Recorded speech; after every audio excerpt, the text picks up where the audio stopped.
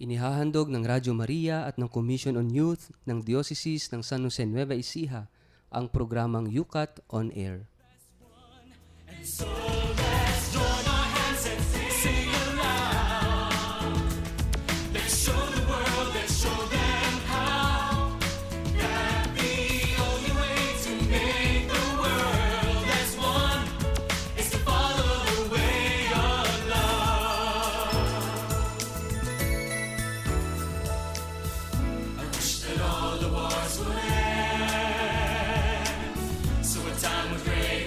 Maligayang pakikinig po sa inyong lahat. Ito po ang programang Yukat on Air na sumasahimpapawid mula dito sa Commission on Social Communications ng Diocese ng San Jose Nueva Ecija.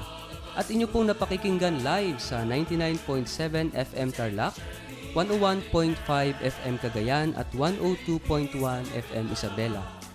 Tayo rin po ay napapanood live via live streaming sa www.dioceseofsanjosene.com at syempre po sa Facebook account ng ating programa, ang Yukat Study Group at facebook.com. Ito po ang inyong kayukat ngayong oras na ito, si Kuya Richard. At tayo po ay nagpapasalamat dahil meron po tayong tatlong makakasamang mga kabataan ngayong oras na ito para makaniig natin sa isang oras na talakayan tungkol sa katekismo ng mga kabataan. Hayaan ko pong ipakilala nila ang kanilang mga sarili para mas eksakto yung detalye na maibahagi nila sa atin. Ako po si Rainer Barles. Taga dito po sa San Jose. 19 years old po. Magtatapos po sa STI. Anong involvement mo sa parokya? Ako po yung animator po ng PYM. Ng Parish Youth Ministry. Pag Apo. sinabing animator, ano yung usually ginagawa? Yun po yung nagsasayaw po sa simbahan. Ganun. Yung mga liturgical dance, kasama ba yan doon? Apo. Tsaka yung mga action songs, di ba? Pag may mga gathering ang mga kabataan, kayo yung Apo. mga sumasayaw doon para ma-animate, no? Nagbibigay Apo. buhay sa mga pagdiriwang. Okay, maraming salamat, Kuya Rainier. Ako naman po si Amelia Paltep po. Dito po ako nakatira sa San Jose. Ilan taon ka na, Ate Amelia? Ako po ay 14 years old. Mhm. Nag-aaral po ako sa Kenny Diaz Educational Institute. Ano mo, kinukuha mo doon? Grade 8 po. Grade 8 ka na. Opo. Grade 8 pa lang pala, no? Grade 8 pa lang. Oo. And then, dito sa parokya, ano yung involvement mo? Kasama rin po ako sa animator. So magkasama kayo ni Kuya Rainier sa... Nagko-choir po. Kaya pala magandang boses mo. At yung ikatlo nating guest, panauhin ngayong oras na ito ay syempre, kilalang-kilala natin ito. Isang mapagpalang gabi po sa mga nakikinig. Ako po si Brother Von mula po sa Likab, sa parokya ng Mahal na Birhen ng Santo Rosario. Ako'y 22 years old. Yeah. Batang-bata. Oo. So sila po yung ating makakasama sa halos isang oras sa kwentuhan at talakayan tungkol sa katekismo ng mga kabataan, ang Yukat. So bago po tayo tuluyang magpatuloy sa ating programa, tayo po muna ay mananalangin at tayo po ay tutulungan, pangungunahan ni Brother Von, Kuya Von sa ating opening prayer. Sa ngalan ng Ama at ng Anak at ng Espiritu Santo. Amen. Papuri sa iyo, Banal na Santatlo, Diyos Ama sa langit. Ikaw ang may gawa ng langit at lupa, lahat ng bagay na umiiral dito sa mundo. Panginoong Hesukristo, Diyos na totoo at tao din namang totoo, ikaw ang naghandog ng iyong sarili para sa kaligtasan ng mundo. Diyos Espiritu Santo, ikaw ang nagbibigay liwanag at gabay sa amin. Kami ay nananalig sa iyo. Patawarin niyo po kami sa lahat ng aming pagkukulang na nagagawa sa inyo at sa aming kapwa. Nagpapasalamat kami sa pagkakataong ito na binigyan niyo kami ng panahon para makapagtipon-tipon at pag-usapan ang tungkol sa katekismo ng mga kabataan. Salamat po sa pagkakataong ito na magbibigay kami ng aral, inspirasyon sa mga nakikinig upang lalo silang manalig at magtiwala sa iyo. Kayo na po ang bahala sa amin at ipadala ninyo ang inyong banal na espiritu upang kami ay gabayan sa lahat ng aming mga gawain. Ito po ang sama na dalangin sa pangalan ni Hesukristo, aming Panginoon. Amen. Sa ngalan ng Ama at ng Anak at ng Espiritu Santo. Amen. Amen. Maraming salamat, Kuya Von, sa panguna mo sa ating pagdarasal. Pananalangin ngayong oras na ito. Sumuli po, mapagpalang pakikinig po sa inyong lahat. Kayo po ay nakikinig sa programang Yukat on Air. So bago po tayo dumako sa ating talakay at kwentuhan sa Yukat Question ngayong araw na ito, siguro mas maganda magbalik tanaw po muna tayo sa pinag-usapan natin noong nakaraang Biyernes.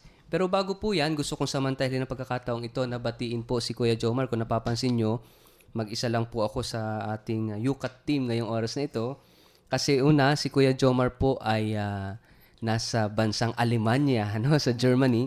Dahil humiling po ang Yukat Germany sa akin na magpadala raw tayo ng delegate doon sa Germany para magkaroon ng 3 months na training o pagsasanay tungkol po sa mga programa po ng Yukat International. Kaya napili natin si Kuya Jomar kasi ay qualified siya doon sa mga requirements na hinihingi po ng Yukat Germany. Kaya natutuwa ako dahil sa mga balita ni Kuya Jomar, nag-i-enjoy si Kuya Jomar ngayon doon, At talagang nag-umpisa na yung kanyang training at medyo nagkakaroon na ng linaw ng direction, ano ba yung programa, yung magandang plano.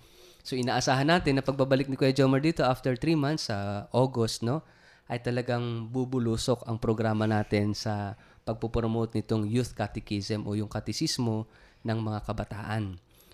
At maganda dahil dito sa Diocese ng San Jose nag-uumpisa itong napakagandang plano at programang ito na pwede nating ibahagi at siguradong ibabahagi natin sa mga kapit dioceses natin at syempre sa simbahan sa buong Pilipinas. So Kuya Jomar, Godspeed at kumusta sa mga kasama mo dyan, So nagpadala galing Brazil, galing I think Korea, Lebanon, Argentina, at saka Philippines, ang nandun ngayon sa Germany, sa Yukat Center sa Augsburg, Germany, para magkaroon ng mga pagsasanay. So, yung ating pong pinag-usapan noong nakaraang Biyernes, although wala ako dahil nandun umattend po ako ng Priests Congress sa Focolare Movement sa Tagaytay, pero ang pinag-usapan noong nakaraan ay Yukat Question number 34, At sa Yukat Question number 34, napakagandang tanong dahil ang sabi rito, what should you do once you have come to know God, Kasi po kung inyong mapapansin, kung inyong nasubaybayan yung ating mga kwentuhan na talakayan, noong mga nakaraang Biyernes, pinag-usapan natin yung katunayan ng Diyos at sinasabi natin na ang Diyos ay katotohanan at ang Diyos ay pagmamahal. So, sabi rito, bakit kapag daw nakilala na natin ang Diyos, ano yung dapat natin gawin? Kasi, halimbawa, Kuya Rainier, hindi sapat na makilala mo lang ang Diyos. Ang Diyos pala ay pag-ibig. Ang Diyos pala ay ang katotohanan. Ang Diyos pala ay ganito. So, it is not enough. Hindi sapat na makilala mo lang ang Diyos. Ang sinasabi sa Yukat Question number 34 ay ganito. Once na nakilala mo ang Diyos, there must be something that you should do. Meron kang kinakailangan gawin. At yun yung sinasabi dito, what should you do once you have come to know God? Kasi hindi sapat na kilalanin lang natin siya. After that, so what? Yun ang tanong. So what? Nakilala na natin ang Diyos. At sabi rito sa Yukat Question, once you have come to know God, you must put Him in the first place in your life. Sinasabi rito ay, once na nakilala mo ang Diyos, kinakailangan ilagay mo siya sa una. Hindi pangalawa, pangatlo, pang-apat sa mga choices mo. So, ibig sabihin, pag nakilala mo siya, you must first and foremost say, yes. Yes to God.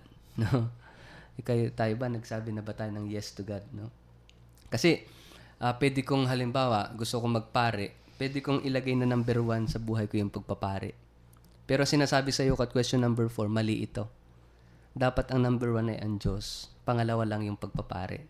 So, kinakailangan piliin ko number 1 ang Diyos. So, kaya sa mga kabataan, kagaya ninyo, dapat ilagay daw natin na number 1, piliin natin unang-una ang Diyos.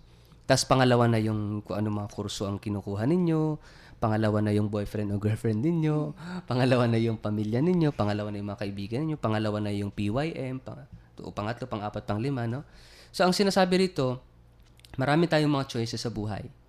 Pero ang napakahalaga, sabi niya, put God sa number 1. At hayaan natin yung ibang mga pagpili natin ay bunga nung first choice natin. At iyon ang Diyos. So, ang challenge sa ating mga kabataan dito sa Yukat question number 34 ay, pinili na ba natin ang Diyos? O inilagay na ba natin ang Diyos sa number 1? First choice natin. And let this choice influence, no, the other choices that we have in our life, no? So ito yung sinasabi sa Yukat question number 34. At dito sa Yukat question number 35, pwede mo bang pakibasa, Ate Amelia, yung Yukat question number 35? Ano yung sinasabi? Do we believe in one God or in three gods? Do we believe in one God or three gods, no? Ito ay medyo mahirap na topic ito, no? Kasi papasok na tayo sa doktrina o sa dogma ng pananampalataya natin. Pag sinabi nating dogma ng pananampalataya, ito ay yung sinasabing, whether you believe it or not, maniwala kayo sa hindi, ito yung katotohanan. Kasi nung una, yung mga Yukat question 32, 33, sinasabi rito that God is love, God is truth, no? Ang Diyos ay katotohanan, ang Diyos ay pagmamahal. At para maintindihan natin itong Yukat question number 35, babalik tayo doon sa 32 and 33 na Yukat question, na ang Diyos ay katotohanan at ang Diyos ay pag-ibig. Yung katotohanan ng Diyos ay yung pag-ibig. At ang pag-ibig ng Diyos, yun yung katotohanan niya. No? So, parang naglalaro tayo ng mga... Paikot-ikot lang po. Oo. Parang naglalaro tayo ng mga languages dito. Mamaya magsishare si Kuya Bon tungkol dyan, no? Pwede mo bang pakibasa, Kuya Rainer, yung sagot ng Yukat dito sa Yukat question number 35? Pakibasa mo nga. We believe in one God, in three persons. Trinity. God is not solitude, but perfect communion. Yan ay sabi ni Pope Benedict XVI, no? Apo. So siguro doon natin anin muna. We believe in one God in three persons. Ano yung term natin dito, Kuya Bon? Ito po yung Trinitarian. Trinitarian o Trinity. Kasi tayo, actually itong paniniwala sa Trinity na to, parang malaking iskandalo ito, no? Malaking iskandalong kasi si Jesus naman ang nagpakilala nito eh. Sasabihin ng mga kapatid natin sa ibang sekta siguro, wala naman sa Bible yung Trinity. Wala sa Bible yung salitang Trinity, pero yung reality, yung katotohanan na ang Diyos ay may tatlong persona, nandoon. Pero yung term kasi, yung term na Trinity, ito ay na-develop na lang sa simbahan, na-create na lang sa simbahan, which refers to sa Father, Son, and Holy Spirit. No? Pero yung katunayan na ang Diyos ay may tatlong persona, Father, Son, and Holy Spirit, makikita ito sa Bible. No? Sabi nga ni Jesus sa Matthew 28, di ba? Humayo kayo, no? At ipahayag ang mabuting balita. Magbinyag kayo sa ngalan ng Ama, ng Anak, ng Espiritu Santo. Gawin yung disipulo, gawin yung alagad ko lahat ng mga tao. No? So, nandun yung Father, Son, and Holy Spirit. At hindi lang yan. Ang daming mga aspeto sa New Testament na ipinakilala ni Jesus yung Diyos na Trinity. Actually, iskandalong malaki ito. Hindi niyo ba itatanong kung bakit? Bakit? Ayos, ano? Bakit? Magandang tanong. Tamang tanong yun. Bakit iskandalo? Gusto niyo bang malaman? Opo. Parang mga bata talaga. Study group talaga tayo. No? Nag-aaral tayo kasi. Kasi, bakit malaking iskandalo ito sa mga Hudyo? Kasi, di ba yung mga Hudyo, they are very proud na sa kanila ipinahayag ng Diyos, yung tunay na Diyos, na iisa lang ang Diyos. Kasi, sa panahon ni Abraham, ang relihiyon ng Israel ay tinatawag na polytheism. Poly, ibig sabihin many, di ba? Polytheism, theos ay means God. So, many God. So, maraming paniniwala. Oo, may sumasamba sa araw, may sumasamba sa buwan, may sumasamba sa mga puno. No? Tayo dito, meron din yung mga anito.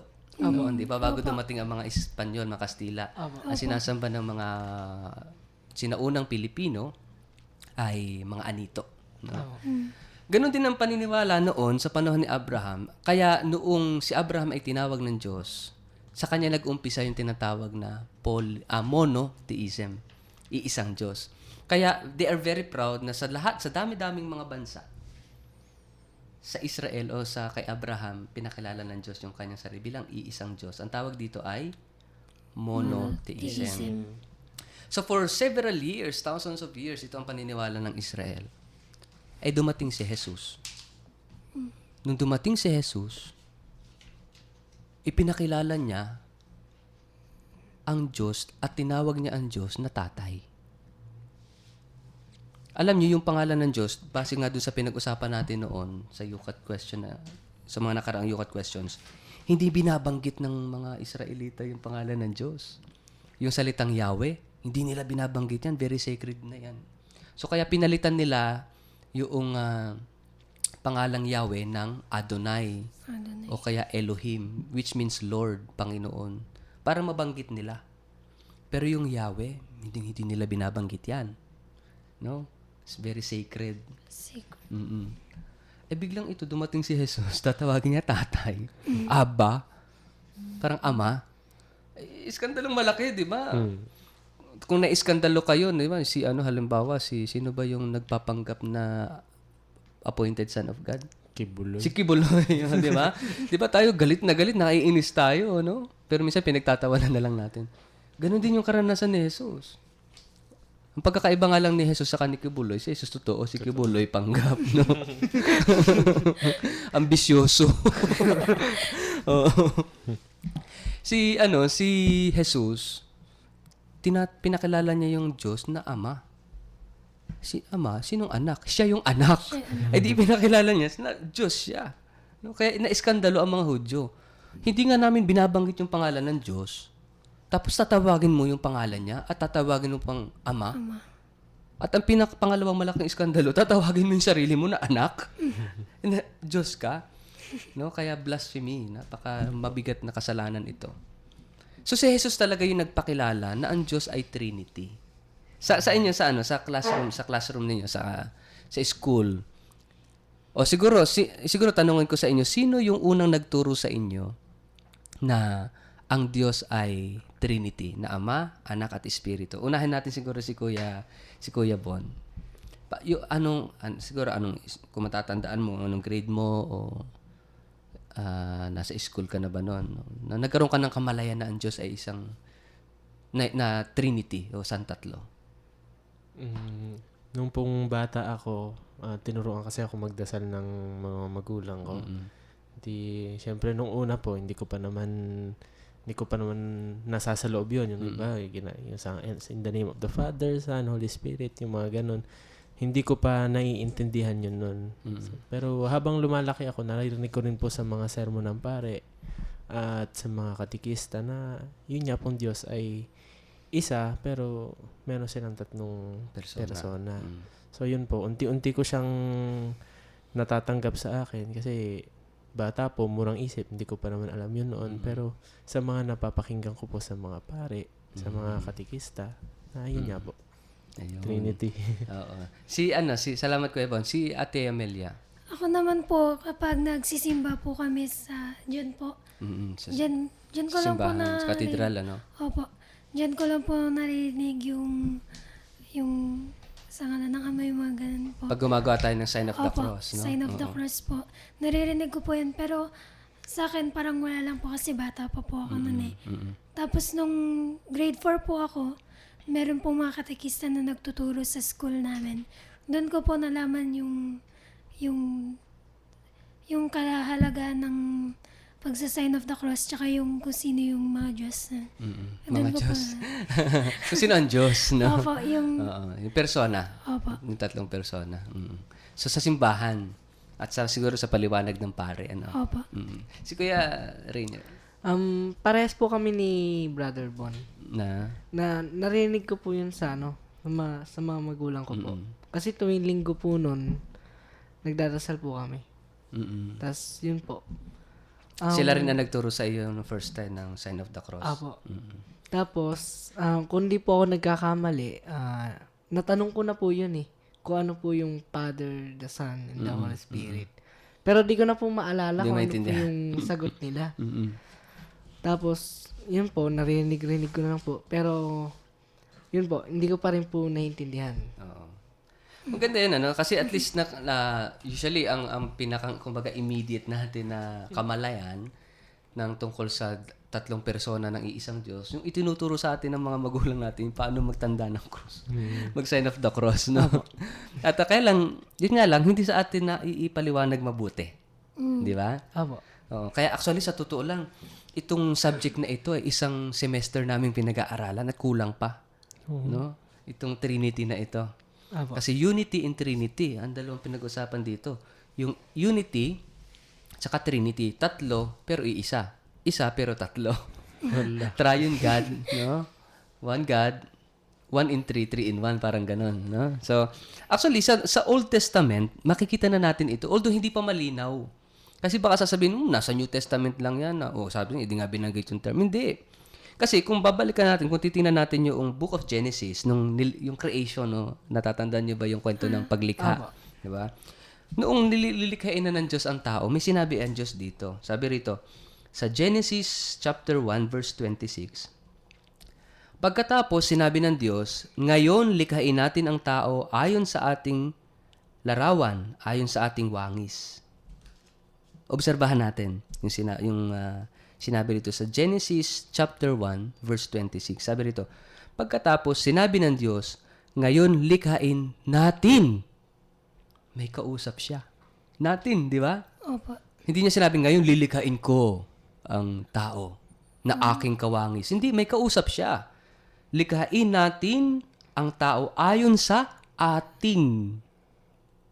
May kausap siya. Sino kaya yun? Yun po. Ayon sa ating kawangis. Oh, Mysterious. hindi siya mag-isa during the time of creation. Di ba? Apo. Oh, sino yun? Anghel? Hindi pwede. Ating kawangis eh. Magka-level ba ang Diyos at saka anghel? Hindi. Ibig sabihin, may kasama ang Diyos during creation. Di ba? Apo. Pero sa Old Testament, hindi pa malinaw yun. Naging malinaw siya noong dumating si Jesus. Ang tagal, no? Yung pagpapakilala ng Diyos bilang Father, Son, and Spirit. Ang tagal. Hindi agad, hindi biglaan kasi hindi natin matatanggap. agad. Ibig sabihin po, nung during creation po, nandun na po sila. Nandun na sila. No? During creation, hindi lang Father. Nandun yung Son and Spirit. Pero yung Son, wala pang pangalan kasi hindi pa nagkakatawang tao si Jesus eh. Tatlo na sila. Even since the beginning of time. Sa umpisa pa lang, tatlo na sila. Pero iisa po. Iisang Diyos na may tatlo ng persona. No? Nagulat ka? Kasi po, Parang clone po, ano? kasi po, marami pong nagsasabi na angel daw po si Jesus. No, mali yun. Kasama daw po Oo. nila kanina. Ayun, maling paniniwala yon na angel si Jesus. No, Jesus is God. Kasama na sa paglikha. So, nung nilikha pa lang ang creation, nilikha ang lahat, nilikha na ng Ama, may kasama siya. Yung anak niya at ang Espiritu. Pero yun nga, sabi ko, hindi pa mapangalanan. Ito ay nagkaroon ng kaganapan, yung revelation, no, yung pagpapakilala ng Diyos because of Jesus. Nung Dumating na si si Jesus. Jesus. Na yun pala yun. No? Nagulat tayong lahat na yun pala. Paunti-unting ipinapakilala ni Jesus. No? Na ang lahat ng bagay, sabi ni St. Paul ito lahat ay nilikha para sa anak. No, nung nilikha ng Ama, ang lahat ng bagay, nilikha ito ng Ama para dun sa kanyang anak. Kasi may mission yung anak eh. Nasa plano na ng Diyos eh. Nalilikha siya, magmi-mission ang anak na ito sa tao para ipakilala ni Jesus yung katunayan ng Diyos sa mga tao. So, ang mission ni Jesus ay ipakilala ang mukha ng Diyos. Kung sino ang Diyos. At ang itinuro sa atin na ang mukha daw ng Diyos ay yung Yucat question number 33. God is love. Ang Diyos ay pag-ibig. At alam nyo, itong pag-ibig na ito, ang dahilan kung bakit ang Diyos ay iisa. Tatlo sila, pero iisa. Ito yung dahilan kung bakit iisa. Ang term dito sa ating ginamit na sa term sa Yucat ay communion, no? 'Di ba nung nagdasal si Jesus, sabi niya, ako at ang Ama ay iisa, no? Kapag nakita mo ako, nakita mo na rin ang Ama. Apo. Kasi isa lang naman ang mukha ng Diyos eh. Anong mukha ng Diyos? Love. God is love. So kaya nga pag nakita mo yung buhay ni Jesus, ay talagang pag-ibig yan. Lahat ng, kaya yung itsura ni Jesus, yung buhay niya, lahat ng ginawa niya is about love, no? Ito talaga yung mukha ng Diyos, no? At kaya sabi rito, basahin natin, ipagpatuloy natin yung pagbabasa. Pwede bang pakibasa ulit, ate? Ikaw lang na mag-iisang ate dito, ano? Pakibasa mo. Oo, May sige. pinaghihinalaan po yan. Oo, sige, pakibasa mo yung sagot sa yukat natin. Christians do not worship three different gods, but one single being that is threefold and yet remains one. We know that God is triune from Jesus Christ. He, the Son, speaks about his Father in heaven. I and the Father are one.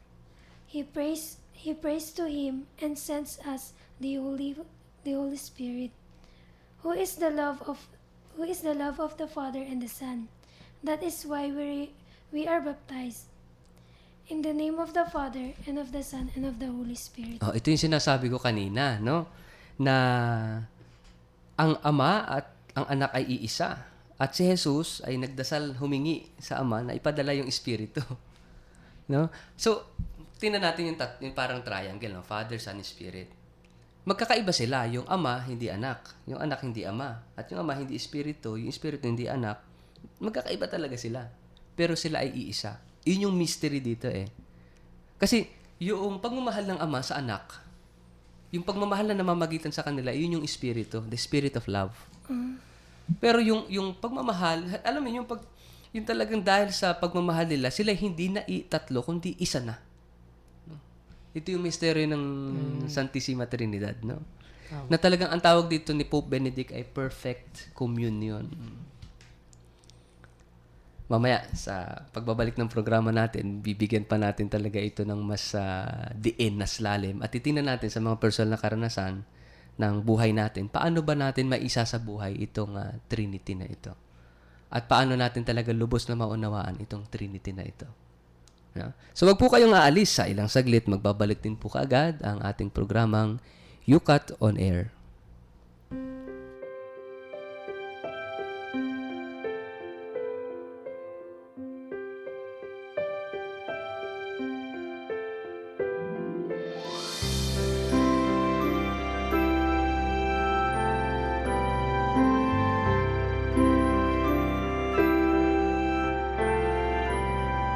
Dakilang may likha sa kalingat pang unawa, mangyari ang iyong diwa sa langit at sa lupa. Bigyan mo ng sapat ang lahat sa araw-araw, turo ang magparaya gaya ng iyong gawa.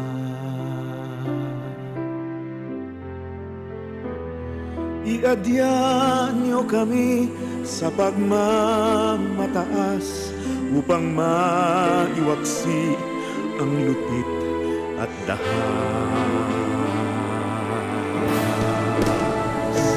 at samahang lumikha ng pamilya ng payapa sa kalikasan, kabuhayan, kakanyahan, paniniwala.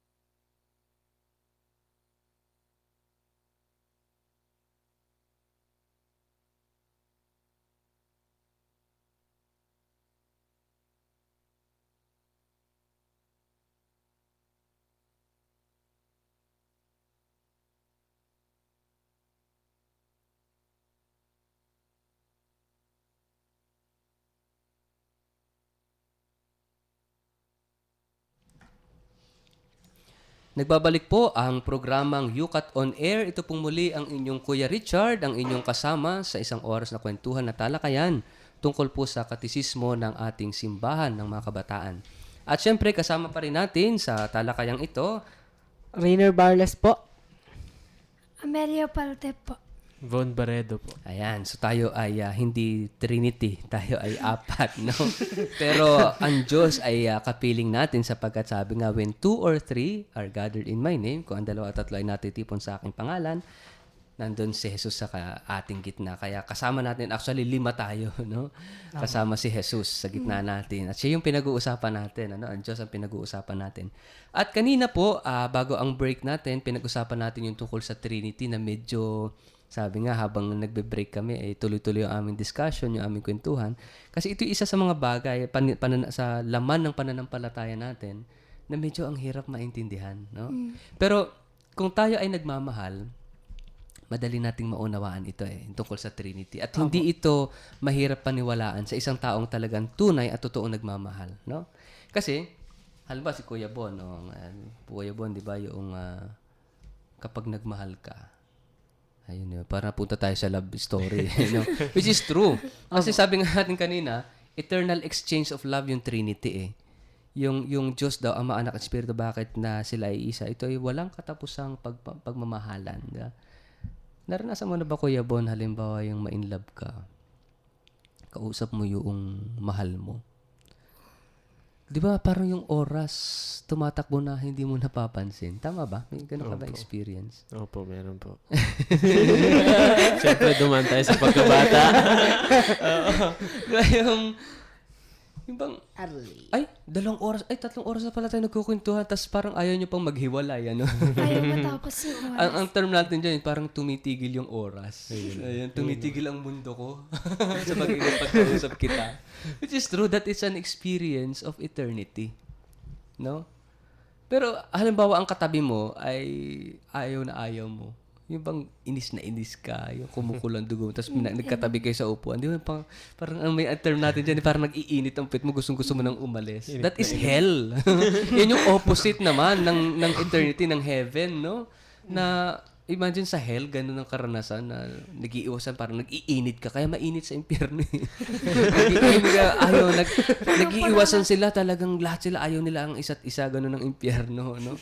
Lahat na nandoon. Pero kabaliktaran ng langit, kasi ang langit, yung buhay, pakikibahagi sa buhay ng Diyos, yung bang tumitigil ang panahon, kasi pag mahal mo ang isang tao, talagang walang panahon Kaya ang God is in eternity. Kasi, He is love. So talagang tumigil ang mundo, tumigil ang panahon. Wala silang panahon, wala silang space, walang lugar. Kasi kagaya ng foretaste natin pag nagmamahal tayo, parang tumitigil yung mundo natin. Tumitigil ang oras, tumitigil ang lahat. Wala kang pakialam basta ikaw in love ka, wala kang pakialam sa lahat. Parang ganun. Wala kang pakialam sa oras, no? Kung nasaan ka, basta in love ka. Tumitigil ang mundo. That is an experience of God, an eternity. At yung bang experience na gusto mong ibigay lahat, di ba pagka in love ka, gusto mong ibigay lahat ng sa mahal mo. Ganun ang Diyos todo bigay. Imagine mo, yung pagmamahal ng ama sa anak, bigay ng buong kanyang sarili. Siya mahal-mahal din ng anak, yung anak todo bigay din ng kanilang sarili. At alam mo yung ibinibigay nila sa isa't isa? Spirit of love. Kung ano ibinibigay nila sa isa't isa, yun ang Espiritu Santo. Yun yung pagmamahal. That's why they are 1 and 3. At ganun din yung, halimbawa, ganun din tayo. Sabi ko kanina, paano natin maunawaan ang Trinity? Kapag nagmamahal tayo, nakikibahagi tayo sa buhay ng Trinity. Kaya nga at the end of our life, sa katapusan ng buhay natin, ito lang yung tanong, nagmahal tayo. No? At yung buhay ng Diyos, ay pwede nating isabuhay habang nabubuhay pa lang tayo dito sa mundo. Yung langit, pwede natin isabuhay dito sa mundo kapag nagmamahal tayo. At ito yung bukasyon din natin bilang mga Kristiyano. We are called to love. Each day. Every day. Every moment. We are called to love. Kaya nga kapag hindi tayo nagmamahal, nawawala yung kahulugan ng pagiging Kristiyano natin. Nawawala yung pagiging kahulugan ng pagiging Katoliko natin. At nagkakaroon lang ito ng kahulugan kapag nagmamahal tayo. Siguro, Kuya Bon, pwede mo bang pakibasa yung yung paliwanag ni San Agustin tungkol sa Trinity doon sa UCAT question natin. Wherever there is love, there is a Trinity, a lover, a beloved, and a fountain of love. Saint Augustine. Galing, ano? Kung saan daw may pagmamahal, nandun palagi ang Trinity. Kaya sa atin, halimbawa sa pagkakaibigan natin, yung simple friendship, no? Pagmamahal, yung talagang totoong pagmamahal ng magkaibigan. Hindi lang sa opposite sexes, no? Kundi yung mismo simpleng pagkakaibigan natin. Kapag ang magkaibigan talagang nagmamahalan, nandun ang Trinity. Why? There is a lover, and there is the beloved. May nagmamahal at may minamahal. At may nagmamahalan sila. At yung pagmamahalan na mamagitan sa kanila, that is the fountain of love. That is the Spirit, the Trinity. So we partake, nakikibahagi tayo sa buhay ng Trinity. And we become one. Ibig sabihin, ito yung pangarap, di ba? Si Jesus nagdasal. Ama, sana sila maging isa. Kagaya natin, ikaw at ako ay iisa. That all may be one. Ito yung dasal ni Jesus, di ba? At ito yung pangarap ni Jesus. Meron siyang vision. No? At ang vision niya ay isang mundo na nagkakaisa. At ano yung sa paano pamamaraan tayo magkakaisa? That is love. No? Kaya nga, malino na malino. Sa umpisa pa lang, plano na ng Diyos na magkaroon ng simbahan. Kasi ang misyon ng simbahan, pag-isahin tayo, na tayo magkaisa sa pagmamahal. Kaya lahat ng sakramento ng simbahan, tungkol sa love. Baptism, halimbawa. Dahil sa pagmamahal ng Diyos, gusto na tayong maging kabahagi ng simbahan. Sa pamamagitan ng binyag, tayo ay nagiging bahagi ng simbahan. So, that, God's love yan. No? Ano pang kasunod ng sakramento? Kumpil. Dahil sa pag-ibig ng Diyos, pinatatatag tayo para yung pag-ibig at pananampalataya natin ay maisabuhay natin at mapanindigan natin. Susunod sa sakramento? Eucharist. Eucharist. Oh my God. Talagang yan ay sacrament of love, no? Talagang ang Eucharistia ay sakramento ng pagmamahal ng Diyos sa atin. Ibinigay niya yung buong sarili, yung katawan niya mismo, para maging pagkain natin, no? Kumpisal. Ay dahil sa pagmamahal ng Diyos, talagang nagkasala ka na, nagkamali ka na, gusto ko pa rin niya ibalik sa Kanya. Ay ano pa, talagang it's a concrete expression, manifestation of love. Ano pa? Anointing of the sick. Anointing of the sick, no? Na ang Diyos kasama natin kahit na sa ating paghihirap, karamdaman at kamatayan. Ang Diyos kasama natin. So God's love pa rin. Ito konkreto. Marriage, pag-asawa. Kaya yung pagmamahal ng Diyos dapat nakikita sa mag-asawa eh. No? Yung pagiging isa nila, 'di ba? Sabi sa Bible, hindi na sila dalawa kundi sila ay isa. Kasi yung pagiging isa na mag-asawa, iiwan ng lalaki yung kanyang nanay, tatay, no? At sila magsasama at magiging isa. Yung pagiging isa na mag-asawa ay reflection ng pagiging isa ng Diyos. Ibig sabihin, they have to really enter into love, into loving relationship. No? Kaya mararanasan natin yung Trinity, unang-una sa mag-asawa. At yung pagmamahalan nila sa isa't isa, that is the spirit of love. And sa priesthood, sa ordination. Holy orders. Ibinibigay ng isang pari, ng isang obispo, ng isang diakono yung kanyang buong sarili sa Diyos. At yung pagmamahal ng Diyos ay napapamala sa kanyang buhay paglilingkod. No? So even the sacraments of the church, yung buong simbahan, yung buhay ng simbahan, ay talagang pagpapamalas ng pagmamahal ng Diyos as one. So ibig sabihin, dito sa mundong ito, mararanasan natin ang Trinity. At maunawaan natin ang Trinity kapag tayo nagmamahal. No? Kuya Bon, pakibasa mo nga ulit yung paliwanag dito. Yung Trinity. sa term na Trinity. Trinity, Latin, Trinitas, the state of being threefold. God is only one, but He exists in three persons. The fact that in English we have two terms, the triune God and the Trinity, for the same reality, is the indication of the unfathomable mystery of the Trinity. Wow. The fact, ano sabi roon? That? The fact that is in English, Mhm. we have two terms, the Triune God and the Trinity, for the same reality. One emphasizes God's unity and the other the distinction of persons in Him. Kasi, dapat maunawaan natin dito yung term na unity at Trinity. No? So, they are three distinct. Sabi rito, distinct. Magkakaiba talaga. No? Yung Father ay hindi Son, yung Son ay hindi Father, at yung Spirit ay iba rin. Pero, although they are different, they are one. They're one. No? No, they are one. Ito yung sinasabi natin kanina, the mystery of the Trinity, kapag nagmamahal tayo, we unite. Nagiging isa tayo. Actually, I was so blessed kasi ito yung karanasan ko sa Tagaytay. No? 10 days ako sa Tagaytay. At actually, ito yung pinagninilayan namin. Ang term doon sa schooling namin ay School of the Trinity. Ano, itong 10 days ako nasa Tagaytay. At sabi nga doon sa aming reflection na kapag nagmamahal ka, you are living the Trinity. Kaya kung gusto nating maranasan ang Trinity, kasi maunawaan lang talaga natin siya ng kabuuan kung nararanasan mo. At ito yung plano ng Diyos na maranasan natin yung pagiging Trinity in unity niya. If we have love for one another. Kaya nga ang utos ni Jesus, di ba? You will be my disciples. They shall know that you are my disciples if you have love for one another. Parang ganito lang yun eh. Malalaman nila na Katoliko ka malalaman nila na tayo Katoliko, malalaman nila na tayo Kristiyano kung nagmamahalan tayo sa isa't isa. There is no other way. Hindi yung kailangan ipakita mo, ito yung baptismal certificate ko. Kristiyano, Katoliko ako. No. That is not the measure. Hindi yun yung batayan ng pagiging Kristiyano, Katoliko natin. There is only one basis. There is only one measure na tayo ay Kristiyano, tayo ay Katoliko. If we have love for one another. Kaya nga kung hindi tayo nagmamahalan, kung hindi ka nagmamahal, parang nawawala yung pagiging Kristiyano, Katoliko natin.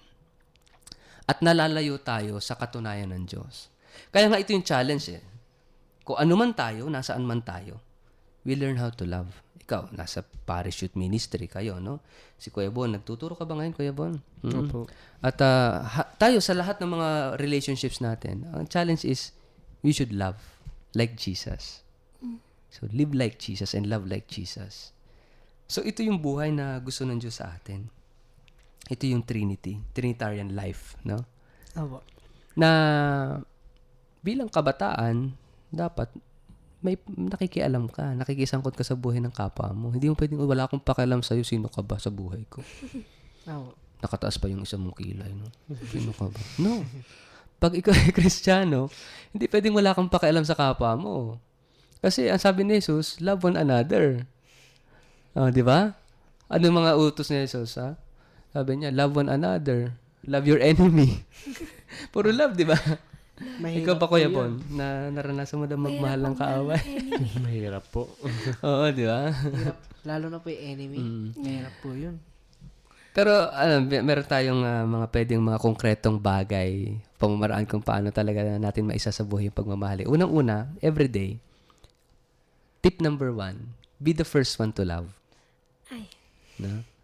Ibang, if you really want to be a disciple of Jesus, if you really want to live the Trinity, ikaw yung una. Kasi ang Diyos, siya yung unang nagmahal eh. Hindi naman tayo eh. Pero kung gusto natin gayahin si Jesus, uunahan din natin na mauna tayo magmahal. Halimbawa, pag uwi nyo sa bahay, kakain kayo. Be the first one to love. Ako na yung unang maglalagay ng tubig, no? Sa table, no? Ako na yung unang magsiset ng table, no? Uunahan mo na. As lalagyan mo na pagmamahal, kahit maliliit na bagay na ginagawa mo, no? Opo. Pagising mo sa umaga, ano bang ginagawa natin pagising sa umaga? Nagdadasal. Napakabanal ni brother, ano? Totoo ba yan? Ako naman po.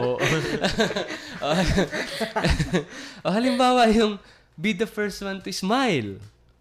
No? Pag una sa umaga, nakasimangot lahat ng mga kasama mo. Be the first one to smile. Ako na unang ngingiti at babati, good morning. That is love. An act of love. Kasi, yun namang pagmamahal ay pwede mong gawin kahit sa mga simpleng pamamaraan eh. No? So kayo, doon muna tayo mag-focus kasi kailangan natin pumasok sa buhay ng Trinity. So, sa bawat araw, gawa tayo ng conclusion. Sige. Ano tawag dyan? Resolution. Be the first one to love. Ito yung ano natin. Sige, si Kuya Rainier. Paano mo ma-express yung be the first one to love every day? Ipagdarasal po sila palagi. So, ikaw yung unang magdarasal sa kanila palagi. Be the first one to love. Paano mo siya isa sa buhay, Ate Amelia, every day? Siguro po, ako yung unang mag-uunawa sa mga kakulitan at yung mga sinasabi nila basta. So, Ako unang uunawa. mag-uunawa. Ayan, be the first to understand. No? That is also be the first one to love. No? Yung pag-unawa. Ikaw naman, ipagdadasal mo sila. Uunahan mo na talagang magdasal. No? Si Kuya Bon naman. Maganda po siguro, ako na po yung unang magpapakababa. Halimbawa po, may mga kaaway. So, imbis na sabayan yung galit nila, parang ako na lang yung magle-let go para matigil yung Be the first one to be humble, no? And to accept, no? Ako naman, syempre, nasinabi ko na, be the first one to smile palagi. Kaya pala ganda nung smile niya. Prinactice ko na yan. Oo. So actually, ito mga simple acts of love, no? Ang tawag dito mga art of loving, no? Ito yung mga kukuretong pagpaparanas ng Trinity, no? When you first want to love, no? At sa mga susunod na episodes natin, titingnan pa natin paano pa ba tayo magmamahal. Marami ito pamamaraan. So, but for now, to live the Trinity and to understand the Trinity, gagawa tayo ng mga simple acts of love. No? Kung ang Trinity ay iisa, ang Diyos ay iisa at tatlong persona sa isang Diyos, kasi sa pagmamahal, so we can participate, we can enter into the life of the Trinity kung nagmamahal tayo. At itong pagmamahal na to ay kaya nating isabuhay every day sa mga simpleng bagay. First nga, be the first one to love. At yung pagmamahalan, maipapakita natin sa iba't ibang pamamaraan. Be the first one to smile, be the first one to be humble, be the first one to understand, and be the first one to pray for each other. No? At marami pa yan. Be the first one to clean the house, be the first one to say, opo, be the first one to greet in the morning, be the first one to forgive, no? Marami. And these little acts of love is a participation, concrete participation into the life of God, into the life of the Trinity. And we become one, no? We become one. Kapag nagmamahalan tayo sa isa't isa, we become friends, we become brothers and sisters, we become one family. One family of God, one family of the Trinity. So ito po yung ating pinag-usapan sa halos 3 oras na kwentuhan at talakayan tungkol sa katisismo ng ating simbahan. Huwag po kayong aalis at magbabalik rin po kaagad para sa paglalagom tungkol sa UCAT question number 35. Huwag po kayong aalis, magbabalik rin kaagad ang ating programang UCAT on Air.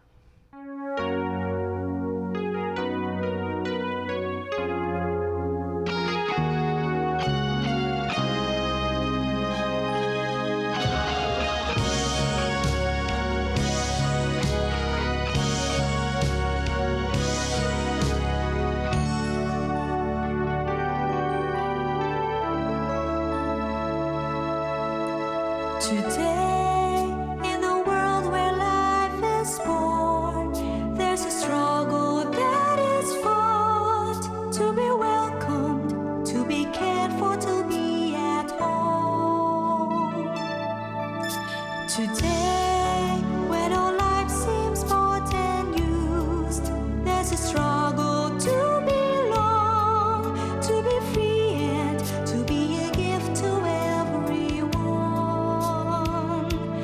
We call our families, rise up and raise your hands as one. Come show the world the love that binds all God's children into one. We call our families, share the treasure that's in your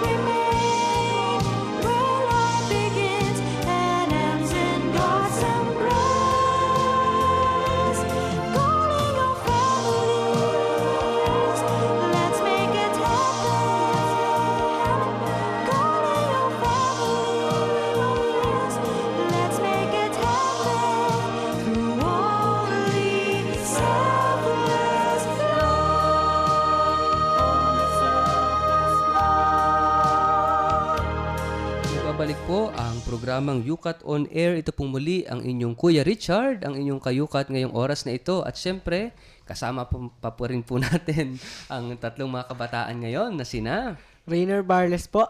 Amelia Paltep po. Von Baredo. Ayun, at naku, napakabilis ang oras. Dumako na tayo sa pagtatapos ng ating programa.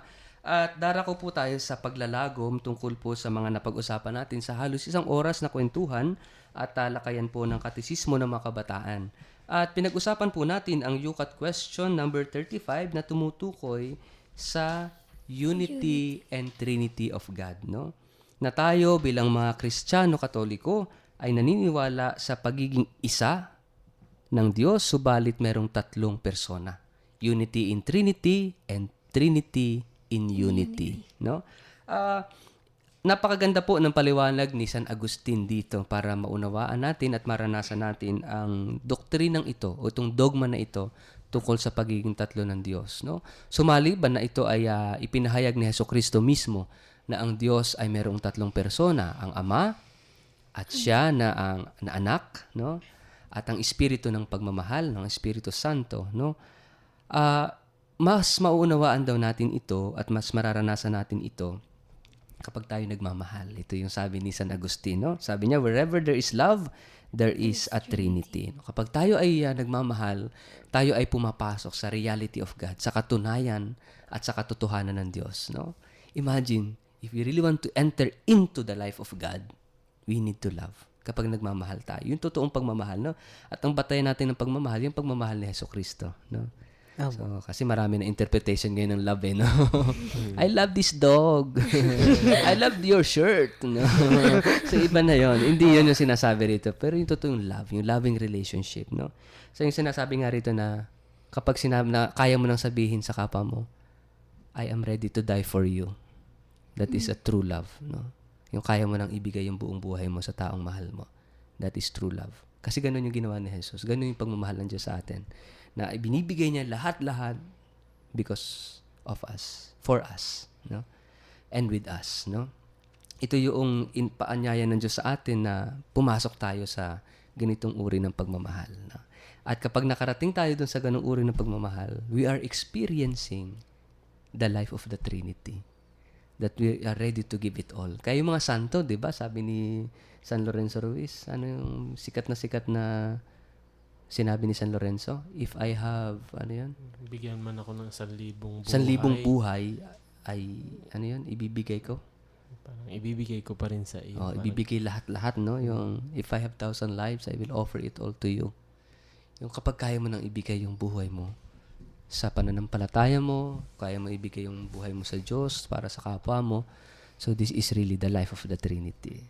So, the invitation for us, ganun pala yung langit, no? Ang langit pala ay walang katapusan na pagmamahalan, no? At ito yung paanyaya sa ating mga Kristiyano. Ito yung umpisa at kahinat na natin. Ito yung bukasyon natin. Kung bakit may simbahan? Kasi gusto ng Diyos, gusto ni Jesus tayong lahat ay magmahalan. At ito ang diwa ng pagiging simbahan natin. No? Kaya nga tayo mayroong damayang Kristiyano. It is love. No? So ito po yung pinag-usapan natin sa halos isang oras na kwentuhan na talakayan. Ipagpapatuloy natin ang pagninilay na ito sa susunod na Biyernes at hopefully makasama pa rin natin ang ating mga guests ngayon kung sila ay available. Siyempre si Kuya Bon na nandito lang naman sa katedral. No? Wag po kayong lilipat ng mga istasyon ng programa. Sana po palagi nyo pong subaybayan ang ating Yukat on Air para tayo mga kabataan ay palaging matuto sa buhay ng Diyos at sa ating buhay pananampalataya. So ngayon po bago tayo magtapos sa ating programa, dumako tayo sa mga greetings, sa mga pagbati. Umpisahan na natin kay Kuya Rainier, no? Mga gustong batiin ni Kuya Rainier. Binabati ko po yung aking mga magulang at kapatid. Mga relatives po. Sa kanila pong mga bahay-bahay. Ang aking pong mga ka-group, kasama po sa PYM. Mga batchmate ko po nung high school. Tapos mga klase ko po sa STI. Ayan. Yun po. Mga kaibigan ko po dyan. Okay, si Ate Amelia. Baka may... Ako naman po, binabati ko po yung pamilya ko po. Yung mama ko po, get well soon. May sakit siya ngayon? isama natin sa prayer, no, para gumaling agad. Tsaka po yung mga classmate ko po dyan sa Kenny Diaz. Tapos yung mga Knights of the Altar Servers, tsaka mga PYM po. Bye-bye. Sige, si Kuya Paul naman, baka gustong batiin. Binabati ko po si Mami Beth tsaka si Tatay Fred na nasa Cavite. Binabati ko rin po ang mga Tagalikab, ang parokya ng Mahal na Birhen ng Santo Rosario, ang mga nakasama ko po dyan sa Gimba, at ang mga tao dito sa San Jose na nakakilala sa akin. Hello! Ako naman gusto kong batiin yung Parachute Ministry dyan sa parokya na kung saan ako naka-assign sa Gimba, sina Kambal, no? At sa lahat ng mga Y-ears natin dyan at bumubuo ng Parachute Ministry. Ganon din po ay gusto kong batiin ang lahat ng mga Knights of the Altar dyan pa rin sa parokya ng Gimba. At gusto kong pasalamatan ang mga volunteers natin sa social communications, no? At gusto kong batiin si Father Men na supposedly dapat kasama natin ngayon, pero dahil nga sa kanyang karamdaman ay kasalukuyan nagpapagaling pa rin, no? So Father Men, get well soon para makabalik ka na sa misyon sa programa natin sa Yukat On Air. At syempre, para ka makabalik sa buhay paglilingkod, no? Ako naman, at gusto ko rin idagdag na batiin, syempre si Kuya Jomar pa rin nandiyan sa Germany, no? Kasama ng mga 5 pa, Hi, no, Kuya 4 pa. Joms. Na kasama sa pagmimisyon dyan sa Germany para matuto at i-train para pagbalik sa kanya-kanyang bansa ay talagang maipalaganap ang katisismo ng mga kabataan, no? Ganon din sina Bernard Muser dyan sa Yukat, Germany, sina Miriam na talaga nag-organize nito, at lahat-lahat ng bumubuo ng Yukat Foundation sa Yukat, Germany dyan sa Augsburg. So, maraming salamat sa inyong suporta at tulong sa ating mga programa. So, we hope all the best sa mission na ito. So, ngayon po ay tatapusin natin ang ating programa sa pamamagitan ng isang panalangin. At samahan niyo po ako sa maikling panalangin na ito. Sa ngalan ng Ama, ng Anak at ng Espiritu Santo. Amen. Amen. Diyos naming Ama na mapagmahal at mapagkalinga, sa pamamagitan ni Jesucristo na iyong anak, tulungan mo po kami at gabayan mo po kami sa aming buhay pagmimisyon. Isugo mo sa amin ang iyong espiritu ng pagmamahal, ang espiritu ng pangunawa, ang espiritu ng pagkakaisa. Gabayan mo po ang mga kabataan na nakikinig at nakikinig ng programang ito. Lahat ng kabataan, lalong-lalo na po ang mga kabataan na naghahanap ng malalim na kahulugan ng kanilang buhay. Aming Ama, sana po ay patuloy mo kaming yakapin ng iyong wagas na pagmamahal. Sana po ay patuloy mo ipadama sa amin ang iyong pagkalinga sa aming lahat upang sa ganoon kami ay patuloy na makatugon sa aming buhay pananampalataya at sa misyon na iyong ibinibigay sa amin. Huwag mo po kaming pababayaan, lagi mo po kaming gagabayan. Aming Ama, sana po ay tulungan mo rin ang mga kabataang naliligaw na landas na makabalik sa tunay na daan at direksyon ng kanilang buhay. Sana po ay sa pamagitan ng iyong anak na si Jesus, gumamit kayo ng marami pang instrumento upang ang mga kabataang ito ay makabalik sa landas ng buhay, makabalik sa iyo sa pananampalataya. Ang lahat pong ito ay aming isinasamo at dinadalangin sa pangalan ni Jesus na iyong anak at ng Espiritu Santo, kasama ang paggabay ng aming ina na si Maria, magpasawalang hanggan. Amen. Sa ngalan ng Ama, ng Anak at ng Espiritu Santo. Amen. Amen. So muli po, maraming salamat sa inyong patuloy na pakikinig at pagsubaybay sa ating programa. Ito pong muli ang inyong Kuya Richard, ang inyong nakayukat ngayong oras na ito, at kasama ko po na magpapaalam ang aking mga kasamang kabataan dito. Rainer Barles po. Amelia Paltep po. Ron Baredo. At hanggang sa susunod na Biyernes, magkayukatan muli tayo. Maraming salamat po.